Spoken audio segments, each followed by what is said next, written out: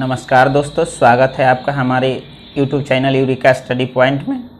आज मैं आपके लिए त्रिकोणमिति चैप्टर लेकर आया हूँ। इस चैप्टर को मैं आपको अच्छी तरह से समझा दूंगा। इस चैप्टर में पूरा बेसिक कॉन्सेप्ट जो है उस बेसिक कॉन्सेप्ट को मैं आपको अच्छी तरह से समझाऊंगा ताकि इस चैप्टर में आपको किस तरह की कोई कठिनाई नहीं हो। तो चलिए सबसे पहले बात करते हैं कि त्रिकोणमितीय अनुपात और सर्वसमीकाएं, जिसको इंग्लिश में ट्रिगोनोमेट्री रेशियोज एंड आइडेंटिटीज बोला जाता है। तो चलिए सबसे पहले हम बताते हैं कि त्रिकोणमिति, जिसको इंग्लिश में ट्रिगोनोमेट्री बोलते हैं, और ट्रिगोनोमेट्री शब्द ग्रीक भाषा के 3 शब्दों से मिलकर बना है। तो चलिए 3 शब्द क्या है, तो पहला ट्री जिसका अर्थ होता है 3, दूसरा है गोन जिसका अर्थ है भुजा, इसको कोण भी बोल सकते हैं, और तीसरा है मेट्रॉन जिसका अर्थ है मिति या माप, मिति भी बोल सकते हैं, उसी को माप बोलते हैं। तो इस तरह त्रिकोणमिति का शाब्दिक अर्थ है 3 कोणों की माप। तो त्रिकोणमिति गणित की वह शाखा है जिसमें त्रिभुज की भुजाओं, कोणों की माप, ठीक है, तथा इससे संबंधित अन्य प्रश्नों का अध्ययन किया जाता है। अगला है अतीत में खगोल शास्त्री त्रिकोणमिति का प्रयोग पृथ्वी से सूर्य, तारे एवं ग्रहों की दूरियां ज्ञात करने के लिए करते थे, और ज्ञात तथ्यों से यह पता चलता है कि त्रिकोणमिति का ज्ञान सर्वप्रथम मिस्र एवं बेबीलोन वासियों को था।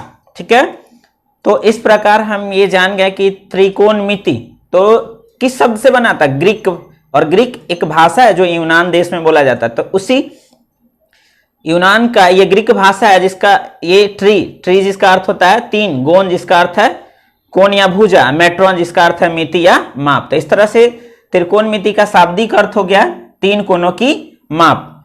तो त्रिकोणमिति गणित की वह शाखा है जिसमें त्रिभुज की भुजाओं, कोणों की माप तथा इससे संबंधित अन्य प्रश्नों का अध्ययन किया जाता है।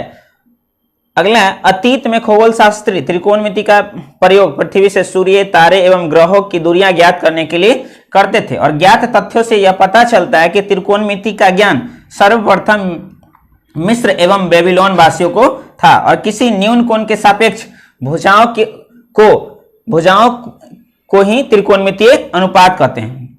यानी किसी न्यून कोण के सापेक्ष भुजाओं के अनुपात को ही त्रिकोणमितीय अनुपात कहते हैं। तो चलिए आज त्रिकोणमितीय अनुपात के विषय में समझते हैं कि होता क्या है। तो देखिए इसमें दिया कि माना कि एबीसी एक समकोण त्रिभुज है जिसका कोण बी क्या है, समकोण है, और समकोण के सामने वाली भुजा को कर्ण, जिसको इंग्लिश में हाइपोटेन्यूज कहते हैं, और किसी न्यून कोण के सामने की भुजा लंब कहलाती है, तथा शेष तीसरी भुजा आधार, जिसको इंग्लिश में बेस बोलते हैं। यानी कर्ण हो गया, ये लंब हो गया, और ये आधार हो गया। तो लंब, कर्ण और आधार, तो त्रिभुज में 3 भुजा हो गया, एगो लंब हो गया जिसको इंग्लिश में परपेंडिकुलर बोलते हैं, एगो आधार हो गया जिसको इंग्लिश में बेस बोलते हैं, एक कर्ण हो गया जिसको इंग्लिश में हाइपोटेन्यूज बोलते हैं। तो इस प्रकार के त्रिभुज में 3 भुजा और 3 कोण होते हैं, तो कुल मिला के एक त्रिभुज के 6 अंग हो गए। तो ये हो गया त्रिभुज, समकोण त्रिभुज। तो चलिए इस समकोण त्रिभुज की जो मेन मुख्य बात है, नोट है इस त्रिकोणमिति में, तो इसकी बेसिक कॉन्सेप्ट है 6 हम बता रहे हैं। तो चलिए नोट नंबर 1 है कि समकोण के सामने वाली भुजा कर्ण होती है। अब देखिए ये समकोण त्रिभुज है, ठीक है, तो ये समकोण त्रिभुज में एसी क्या है, कर्ण। तो समकोण त्रिभुज के सामने वाली भुजा कर्ण होती है। अब देखिए कोण बी क्या है, समकोण है, तो समकोण के सामने वाली भुजा क्या है, कर्ण। तो यही बी समकोण है, समकोण के सामने वाली भुजा क्या हो गया, कर्ण। ये बी है और इसके सामने वाली भुजा को क्या कहेंगे, कर्ण कहेंगे। तो ध्यान रखना है कि समकोण बी है और बी के सामने वाले कोण को क्या कहेंगे,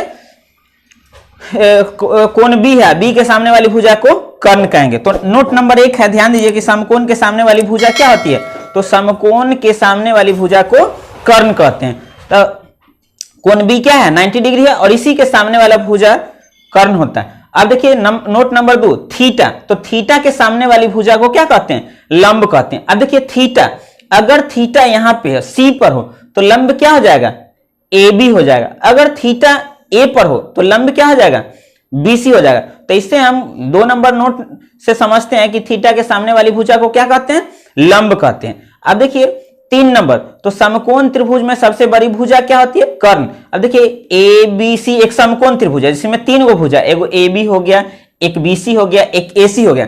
तो समकोण त्रिभुज में 3 भुजा हो गए, जिसमें सबसे बड़ी भुजा क्या हो गई? कर्ण हो गए। तीसरा, अब चौथा देखिए, थीटा के अनुसार लंब तथा आधार आपस में बदल जाते हैं, लेकिन कर्ण कभी बदलता नहीं है, कर्ण अपने जगह पर स्थित रहता है। तो ये देखिए, ई जानना बहुत जरूरी होता है। ये 1 नंबर, 2 नंबर, 3 नंबर और ये 4 नंबर, ये चारों कॉन्सेप्ट को हम अच्छी तरह से समझेंगे। और इसके बाद 2-3 कॉन्सेप्ट और है जो अगर आप समझ जाते हैं तो लगभग ये जो है चैप्टर त्रिकोणमितीय अनुपात आपको अच्छी तरह से समझ में आ जाएंगे। तो ये ध्यान से देखिए, समकोण के सामने वाली भुजा को क्या कहते हैं? कर्ण। तो ये समकोण बी हो गया, बी के सामने वाली भुजा कर्ण। नोट नंबर 2, थीटा, तो थीटा के सामने वाली भुजा क्या हो गई? लंब। अब ये ध्यान देना, थीटा, अब ये जो कॉन्सेप्ट है ये बहुत मायने रखता है इस चैप्टर में। सबसे पहले ये देखिए, ये समकोण त्रिभुज है, तो अब ये देखिए 90 डिग्री। अब अगर थीटा हम कहेंगे कि ए पर है, तो ये हमारा क्या हो जाएगा? लंब हो जाएगा। ये हमारा क्या हो जाएगा? आधार। और ये क्या हो जाएगा? कर्ण हो जाएगा।